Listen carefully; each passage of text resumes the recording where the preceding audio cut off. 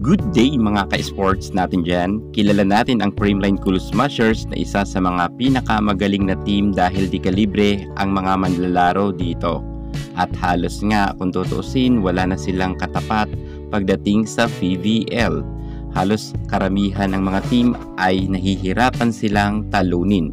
Kung makalusot man ang isang team ay dadaan talaga sila sa butas ng karayom. Ang Creamline ang masasabi natin na isa sa pinaka irerespeto ng bawat mga nakakalaban nilang team sapagkat kapag natalo raw nila ang Creamline ay napakalaking karangalan daw to para sa kanila. Gayunpaman kung ang Creamline Cool Smashers ay isa nga sa mga pinakamalakas na team at marami rin nagsasabi na kahit hatiin raw ang nasabi natin team ay pwede pa raw itong mag-champion. Ngayon mga ka-sports, ating gagawin ito at ipapasilip ko sa inyo kung sakasakali bang hahatiin natin ang dalawang team na ito. Mananalo pa kaya sila? Panoorin nyo dahil mamamangha talaga kayo sa inyong matutunghayan. Hahatiin natin ang mga players ng CCS. Talagang grabe, solid pa rin sila mga ka-sports at sa tingin ko ay pasok na pasok sila sa banga sa Final Four kung sakasakaling hatiin ang Creamline players. Well, kung gusto nyong matunghayan ang kapanapanabik na paghati natin sa mga players ng CCS at masilip ninyo kung gaano pa rin sila kalakas, panoorin nyo ang ating vlog hanggang sa dulo. At syempre, kung bago ka muna sa aking YouTube channel at yung ka pala napadpad, huwag kalimutan na mag-subscribe. Click ang ating notification bell at para lagi kang updated sa lahat ng issues sa volleyball. Susunod na!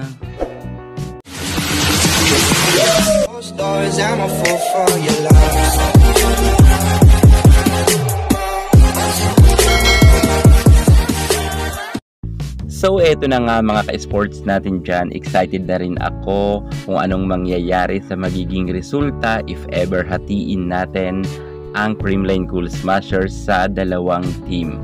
At total, malakas naman ang Creamline at maraming nagsasabi na pwede silang hatiin dahil super lalakas nila. Ganito ang ating gagawin.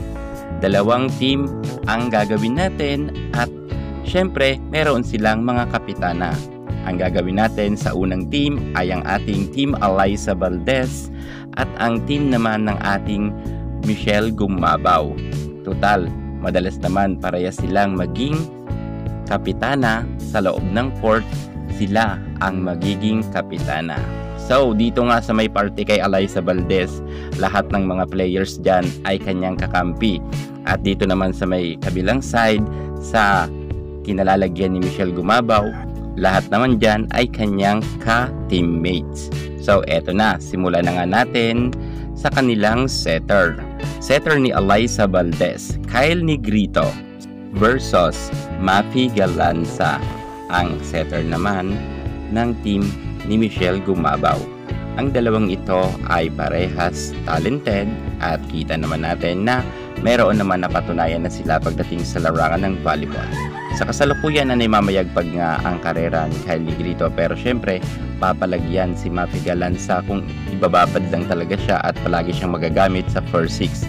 Dumako naman tayo sa libero. Libero ni Alyssa Valdez team si Kayla Atienza at ang libero naman ni Michelle Gumabaw ay si Denden Lazaro Revilla. Parehas veterana at mas magandang balance talaga to. Same na magaling yan kaya makakatulong sa kanilang team if ever nga na pagtapatin natin at hatiin ang CCS team. Tapatan talaga yan, magandang labanan yan. Denden Lazaro Revilla at Kayla Atienza.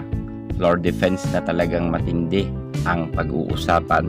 Maaasahan natin ang dalawang ito. Dumako naman tayo sa kanilang mga outside spiker. Alyssa Valdez kontra naman kay Rosemary Vargas.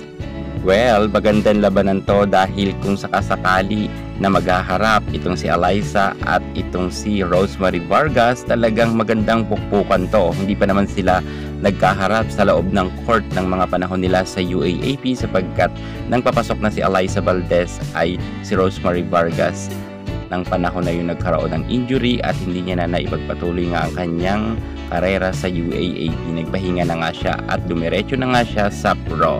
If ever na magkalaban si Alyssa Valdez at si Rosemary Vargas, talagang papalagyan si Rosemary Vargas kahit sabihin natin na superstar ang ating Alyssa Valdez. Same na magaling yan at maasahan sa loob ng court. At dumako pa tayo sa kanilang mga katandem. Labanan naman nila Gemma Galanza at MB Fons. Well, sa tingin ko magiging mainit ang loob ng court kapag nagharap ang ating Queen Gemma Galanza at ang ating MB Fons. Same sila, mayroon nang napatunayan pagdating sa larangan ng volleyball. Parehas sila may award na MVP at Final MVP at Best Outside Spiker.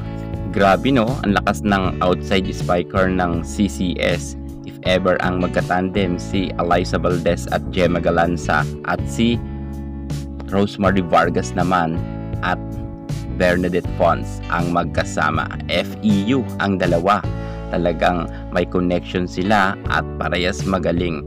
Sino kaya ang magwawagi if ever na magharap ang ating mga outside spikers? Dahil magaling naman si Gemma Galanza at Alyssa Valdez at magaling rin si MB Fons at si Rosemary Vargas. Magandang bardagulan yan mga ka-sports. Dumako naman tayo sa kanilang mga opposite hitter. Eto naman nga ang labanan. Ang ating Tots Carlos kontra naman sa ating beautiful Michelle Gumabaw. Same sila magaling, same na mayroon ng napatunayan sa larangan ng volleyball at makailan beses na rin nagkaroon ng award si Michelle Gumabaw bilang Best Opposite Hitter at ng panahon niya sa kanyang collegiate career ay sobrang humakot na rin siya ng award at makailan beses na rin siyang nagkaroon ng gold medal sa UAAP at may award na rin MVP ang ating Michelle Gumabaw. At ng panahon nga ni Michelle Gumabaw ng nakaraan mga conference, nagkaroon siya ng Grand Slam kahit wala si Alyssa Valdez, Gemma Galanza at Tots Carlos. Kinaya nga yan ni MB Fons at ni Michelle Gumabaw. Kaya't kung sakasakaling hahatiin talaga ang creamline, magandang bakbakan to kung sila nga ang maghaharap. Dumako naman tayo sa kanilang mga middle blocker. Nako, ito, magandang labanan rin to.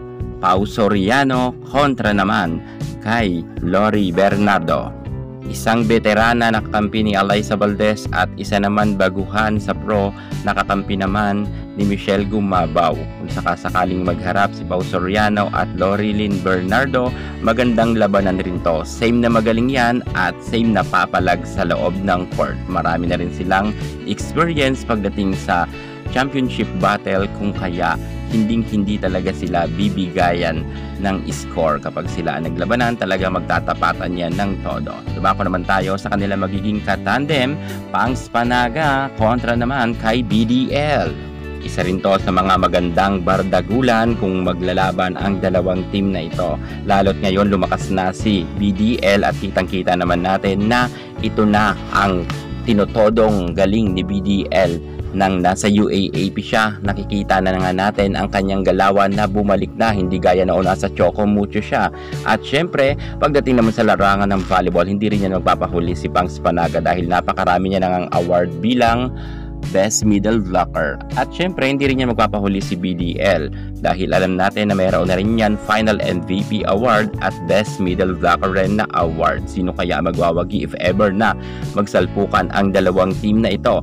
At syempre, kinakailangan meron silang mga coach. At coach nga nila Alyssa Valdez ay si Carlos Santos. At ang coach naman ni Michelle Gumabaw ay si Coach Sharwin Meneses.